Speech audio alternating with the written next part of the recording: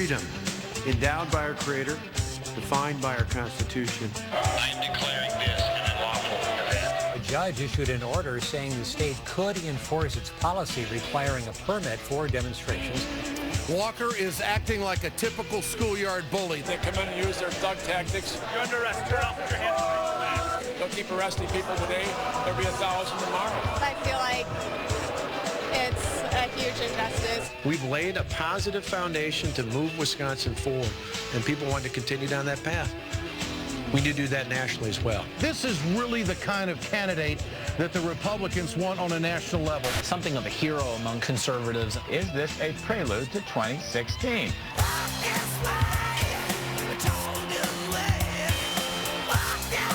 Good to have you with us tonight, folks, here on The Ed Show. Well, he's back. Take a good look at this guy, Scott Walker. While the national media is paying attention to the likes of Chris Christie, Marco Rubio, Rand Paul, Ted Cruz, and the rest of the crazies over on the right side, it is this guy, Governor Scott Walker of Wisconsin.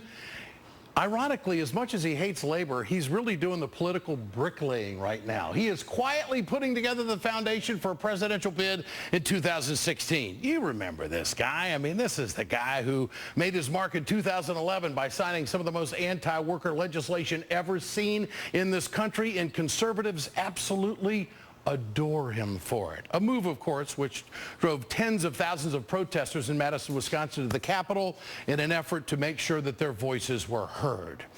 This man went ahead and took away the rights for unions to collectively bargain and get better pay and job security and benefits and just to hang on to what they had.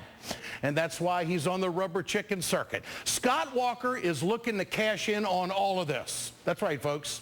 Governor Scott Walker wants to be President Scott Walker. How do we know? Take a look at this map.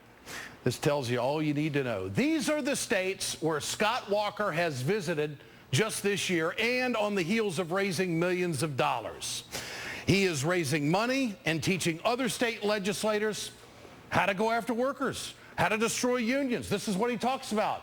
New Hampshire, Iowa, Alabama, Arizona, California, Colorado, Connecticut, Florida, Illinois, Kentucky, Nevada, New York, Texas, Tennessee. I mean, it's not concentrated in one portion of the country, is it? He's trying to be a national candidate. Now, if you're looking for a new paperweight, or if you want to paper train your puppy or line your bird cage, he's going to give you the opportunity. He's got a book coming out this fall. The title of the book is Unintimidated, a governor's story and a nation's challenge. Now, on Friday, he's getting the conservative respect. On Friday, Walker gave the keynote speech at the Western Conservative Summit in Colorado.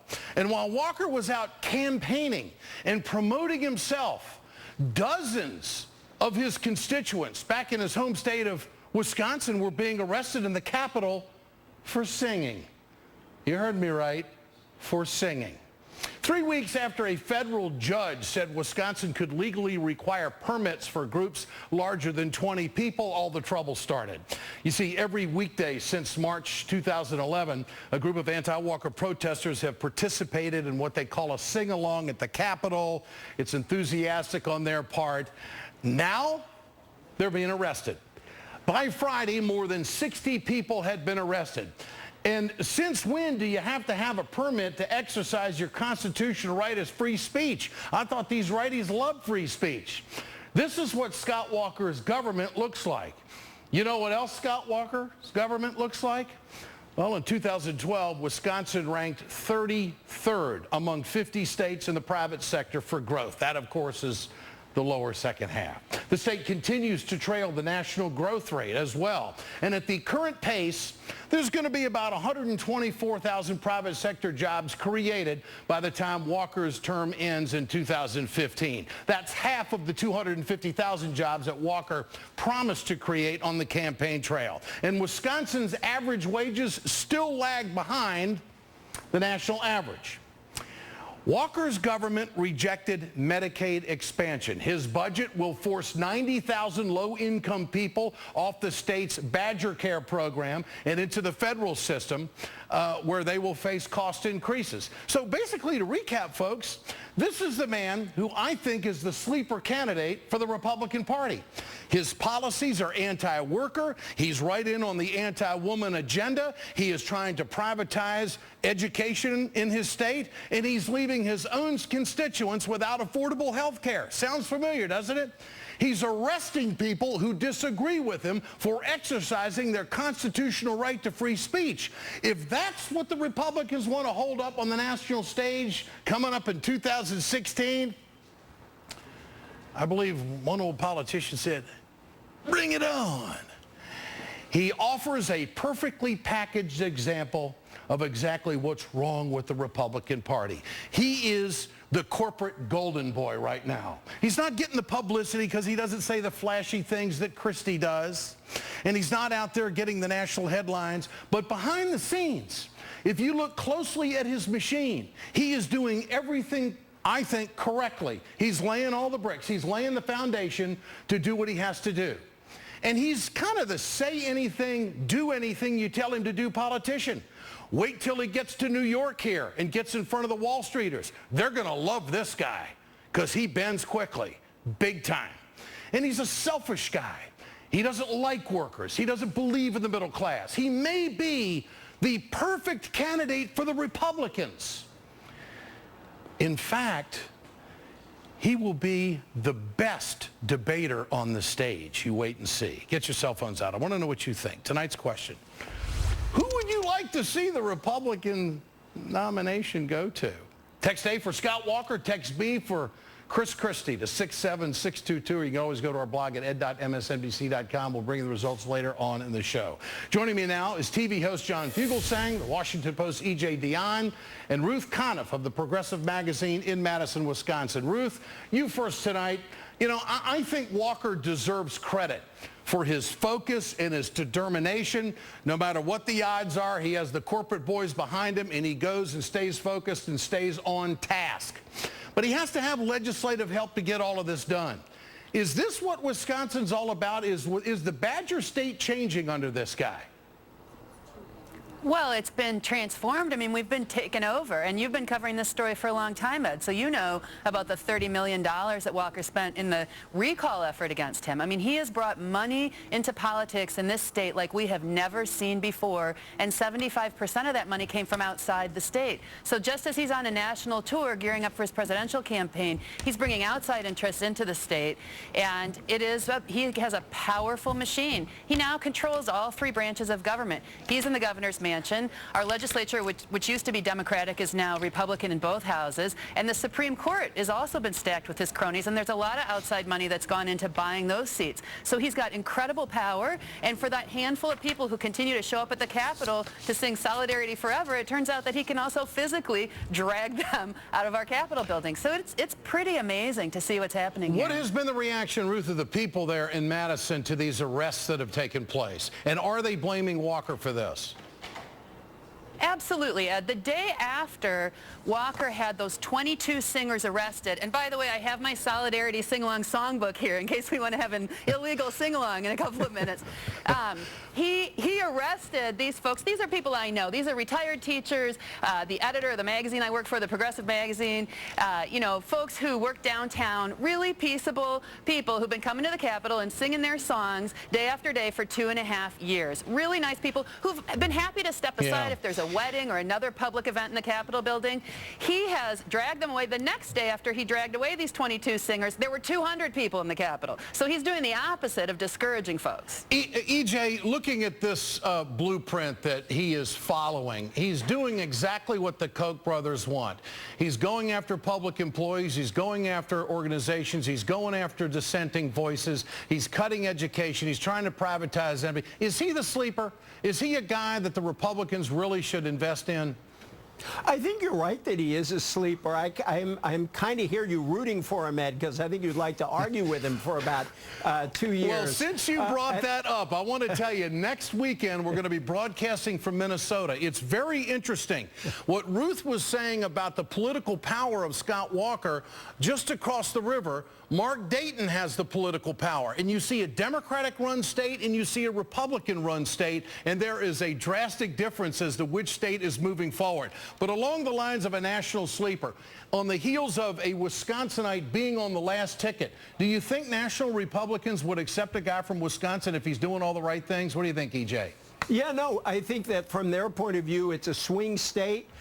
And he's somebody they agree with. I think there's one guy who might get in the way of that, and that's Paul Ryan, who's also from Wisconsin. And I think that if Ryan actually wants to run, I think he could get in Walker's way. The Republicans have an interesting problem here because they've got Ryan and Walker from Wisconsin. They got Marco Rubio and Jeb Bush from Florida. So there's going to be a lot of sorting out to do. But on those demonstrations, a lot of conservatives like to call themselves libertarian. Many of them actually are libertarian. I'd love to see some libertarians step up and say, look, it's not a libertarian thing to do to go to a judge and get in the way of free speech and free assembly, because that's a very unfortunate thing. And maybe Ruth can sing from that songbook to express her views on that before the show is out. John Fugel saying, where is Walker vulnerable in your opinion? Well, I think you're right, Ed, in saying that he's probably the GOP candidate with the best chance of being completely humiliated by Hillary Clinton in a general election in 2016. Or Joe Biden, for that matter. Or Joe Biden. You know, he's really an interesting guy because he proves Ronald Reagan was wrong. The most terrifying words in the English language were, I'm from the government and I'm here to not help. And I think that he's vulnerable in many areas. You got a great recitation of all of his sins. Leaving out, he turned down $810 million for a rail line connecting Milwaukee to Madison. He also opposes hospital visitations for LGBTQ couples. But I think it's the abortion issue, Ed, where he's going to be the weakest. Scott Walker has brought his faith, and he's been very public about how pious he is. And that's been his driving rationale for these draconian abortion legislations that will not be popular with the general public in the general election, despite the fact that Jesus never said a thing about abortion, Ed, as you know, but he was quite specific on how to treat the less fortunate. And when you look at Scott Walker's record, it all depends on one thing, getting social conservatives to believe that collective bargaining rights for teachers hurts a deficit, but tax cuts for gazillionaires it doesn't. And that's the crown jewel in Scott Walker's kingdom of corn dog. And it's going to come back to haunt him. Yeah. Ruth, he's not a Washingtonite. Does that help him a lot? Does that help the Republicans? I mean, maybe. He has this kind of folksy appeal. He gave a speech in Indiana, and a couple of right-wing bloggers nicknamed him Awesome Sauce, which was, you know, viral. You know, they like the way he talks. He has a very plain-spoken style. People are foolish to underestimate his political skills. But if you look at the results of his tenure here in Wisconsin, we are dragging behind the rest of the nation and our region in job creation. That was his #1 proposal. And every time he has a job summit with our legislature, we get more forced ultrasound bills and, you know, the cancellation of accurate sex education programs. So it's very clear, I think, to people in Wisconsin that we are not doing well under Scott Walker, and I think the nation might take a look at that. And finally, EJ, when you look at Walker and all of these candidates, they're all going to have to lay some foundation down on where they stand on the NSA. I mean, this is the fight that's breaking out in the Republican Party right now. Could this be his weakness? I don't even know where he stands on this right now, but he's going to have to formulate an opinion that is going to pick either the radicals or going to pick if they're still left, pick the mainstream Republicans who are still left. What do you think? I think this is going to be a big problem in the Republican Party, though when you looked at that vote in the House, it also splits Democrats. But I think you have a very substantial group of libertarian Republicans who are critical of this. You would think that given Walker's record, he would lean toward the libertarians on that, but he's also a social conservative. I think it's going to be a hard choice for him politically, and it's going to tell us a lot about which kind of conservative is he really, depending on which side he comes out on that. And John, at the end of the day, how many jobs did you create? I mean, they've been working over President Obama saying he hasn't created enough jobs. Proportionately, Walker is way behind. Exactly, and he's proof, Ed, that this struggle is not between conservatives and liberal.